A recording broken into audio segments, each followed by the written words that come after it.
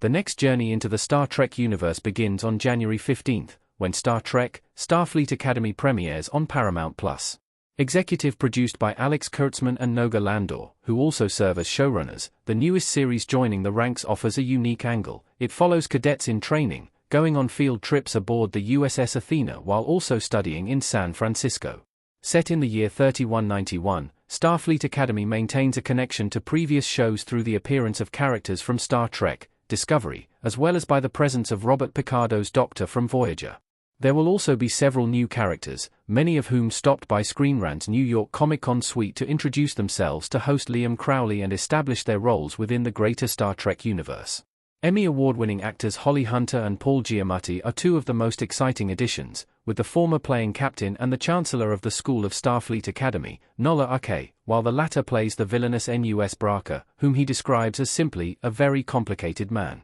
Check out their interview with the rest of the cast below, where they try to sum up their characters without spoilers, contemplate what makes Giamatti such a great on-screen villain, and praise Hunter's generosity on set. Meet the students of Star Trek: Starfleet Academy. The Starfleet Academy stars kick the interview off by explaining who each of their characters are, beginning with Kareem Dayan, who plays Jaden Krag. He is a young Klingon who comes to Starfleet Academy, and is very different from all the other Klingons, Dayan explained. He does not want to fight or go to battle. He's at school to be a doctor. Sandro Roster, who plays Caleb Meir, offered a shorter but intriguing introduction. He's a human, and he's the intro character to the school.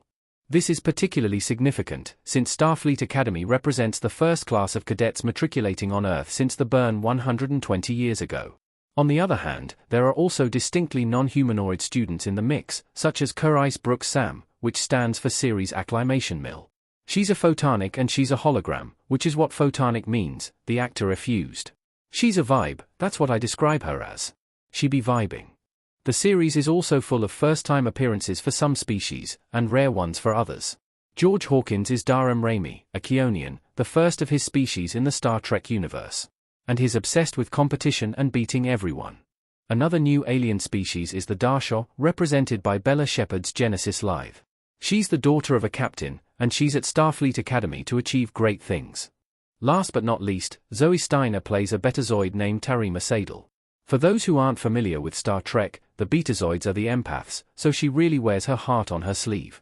How Starfleet Academy distinguishes itself from previous Star Trek series. Alex Kurtzman. People have been trying to develop Starfleet Academy for many decades, actually, well before any of us were involved in it.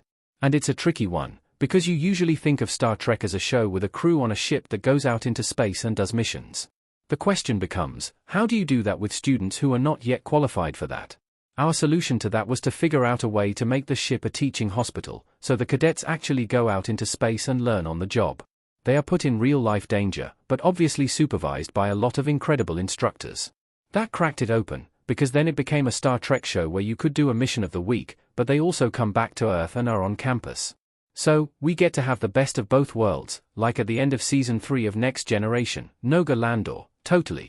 I grew up a Star Trek fan, so this is a dream come true. I always wanted to go to Starfleet Academy, and now I get to. I think we've honored everything that's come before us, the 60 years of legacy that came before us, in so many different ways. One is with the people we've brought to join these amazing folks. We have Robert Picardo, who's playing the Doctor, the same Doctor from Voyager. We have multiple cast members joining us from Discovery. When you look at the wall of heroes in our atrium, our giant set, you'll see us honoring so many of the people who came before us and showed us what heroism is, and who showed us what the values of Starfleet are. There are also mysteries. Watch out for Benjamin Sisko. We get to do some really cool stuff that hasn't been done in a long time, that I think really honors the fans who've been waiting to see what happens. We definitely know who we are, and we know whose shoulders we are standing on today. Paul Giamatti, really good. I'm a baddie. They came to me with a bad guy, and I was like, well, that's the best, to be a Star Trek villain. Couldn't be better. I'm half Klingon, half Tellarite. I was very excited to be half Tellarite because, as a kid, I liked them. They're this kind of argumentative, obnoxious pig people. And I was like, that's me, man. I want to do that. It was great. I get to be an alien, I get to be a bad guy, and I get to come in and disrupt this world. He's everything that Starfleet is not. He's the opposite of all of it, and he wants to rip it apart. It's great. It was a fun character to play. Kareem Dayan. Holly is the sweetest, most down-to-earth human being. She's an amazing listener. We've learned from Holly that when that camera is on, she not playing. We be playing sometimes, to be honest, and we have a lot of fun on set, but I think we've all learned balance from Holly. We have fun, but when we're in a moment, we really lock in and really bring everything that we can.